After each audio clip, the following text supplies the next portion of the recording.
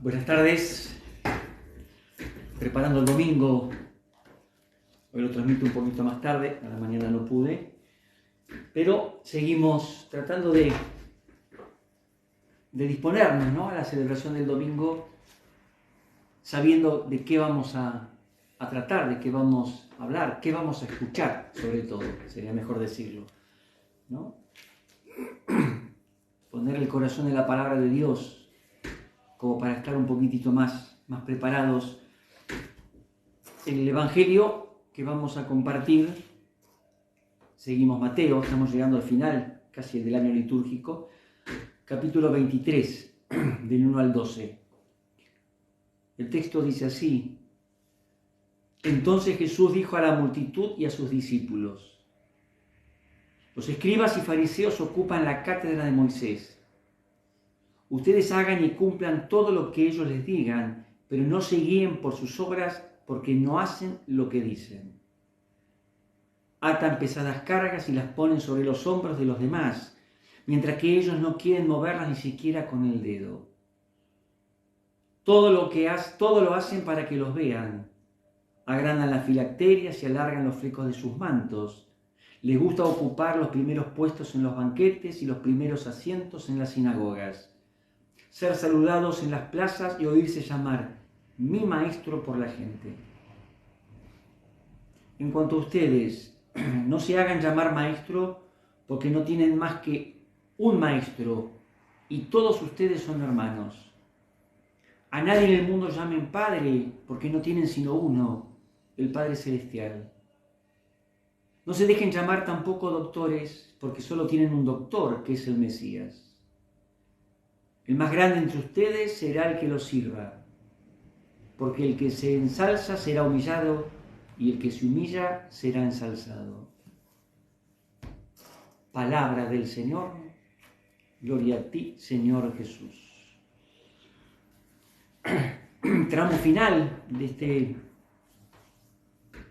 año litúrgico, de este tiempo durante el año, ¿no?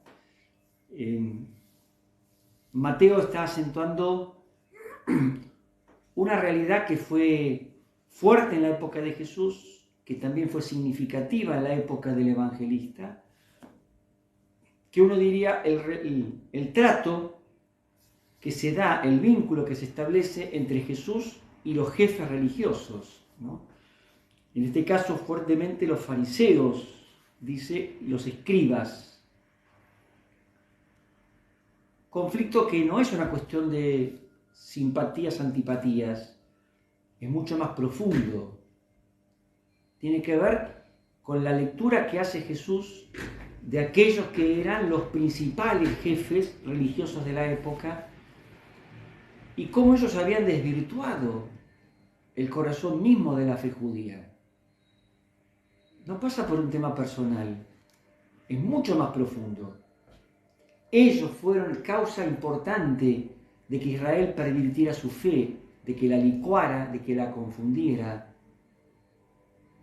Por eso el mensaje del Maestro se va a chocar con esta realidad. Y más de una vez él va a asumir actitudes fuertes, drásticas, firmes, ¿no?, denunciando a aquellos que, teniendo la responsabilidad de conducir a su pueblo en la experiencia de Dios, terminan alejándolo. Esto es muy importante. Entonces, ¿qué hace Mateo en este párrafo? Yo diría que pone como dos temas de fondo. Una, el corazón de la denuncia que hace Jesús de estos jefes religiosos tiene que ver con la temática de la apariencia. Inclusive comienza con una afirmación que casi pareciera contradecirse con otra anterior, ¿no? Cuando dicen, ellos ocupan la cátedra de Moisés, esto ahora no interesa explicarlo, aunque ocupa un lugar de enseñanza fuerte y significativa. Hagan y cumplan todo lo que ellos les digan. En otro pasaje, varios pasajes, el evangelista va a insistir en mostrar a un Jesús que denuncia que también la enseñanza de ellos era falsa. Se llega a afirmar, dejan el mandamiento de Dios por seguir la tradición de sus padres. Pero acá lo que más le interesa remarcar, esto podríamos decir es una especie de artilugio para la segunda gran afirmación. Ellos no hacen lo que dicen. Y acá está denunciando lo que podríamos llamar una profunda enfermedad religiosa. El relato fácil que no toca la vida. Por eso la crítica, que son como varios pequeños elementos, apunta a esto.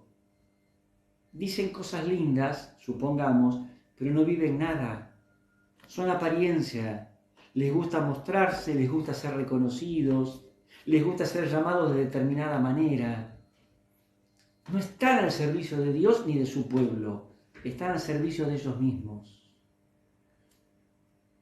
Quizás sea la peor perversión del mundo religioso, servirse de ello para uno mismo, para utilidad propia. Quizás el peor de los egoísmos, usar a Dios y su mensaje para sacar provecho propio. Pero evidentemente el otro aspecto que le interesa al evangelista es que la comunidad también se libere de esa tentación, ¿no? Por eso da como consignas, en cuanto a ustedes. Acá el párrafo se iniciaba hablando a la multitud y a los discípulos. Esta segunda parte está determinadamente orientada a los discípulos. En cuanto a ustedes, no se hagan llamar maestro, no se hagan llamar padre. Expresiones que después popularmente se usan, es lo que apunta es usar las palabras para sacar provecho. Hay un solo maestro, Jesús. Hay un solo Padre, el de Jesús, que es el nuestro. Nada en la comunidad puede llevarnos a confundir la centralidad de Dios, el señorío de Dios, el lugar de su Mesías, del Maestro. Nadie. Por eso lo advierte con esta fuerza, ¿no? No se dejen llamar doctores, única vez que aparece en los evangelios. Es una especie de guía. Hay uno solo. El Maestro y Señor es Jesús. ¿Por qué este cuidado? Porque lo que hay que descubrir es que son hermanos. En la comunidad, que después se van a ir formando roles, tareas, funciones, responsabilidades. La primera y fundamental categoría es la de hermanos. Y si se da esta realidad fundamental es porque hay un Padre común. Y porque hay un Hijo que nos revela y nos comparte a ese Padre y nos hace sentir hermanos suyos.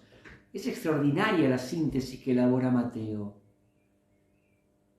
Y esto sigue siendo actual, la permanente posibilidad de pervertir, de diluir, de licuar, de tergiversar el corazón de la fe.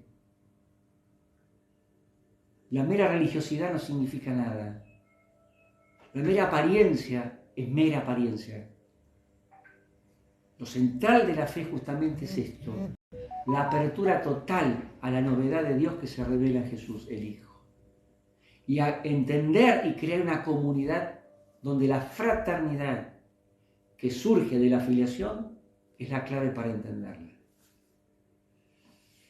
La liturgia nos va a regalar un texto de Malaquías, un profeta interesante, valioso, que denuncia a aquellos que, llamados a conducir y a enseñar a su pueblo, terminan desvirtuando el mensaje ya desde aquella época.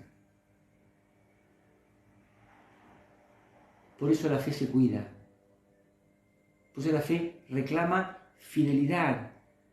Fidelidad no solamente en la vivencia, en la perseverancia, sino también en el contenido. No empobrecerla, no alivianarla, no licuarla. Buen domingo.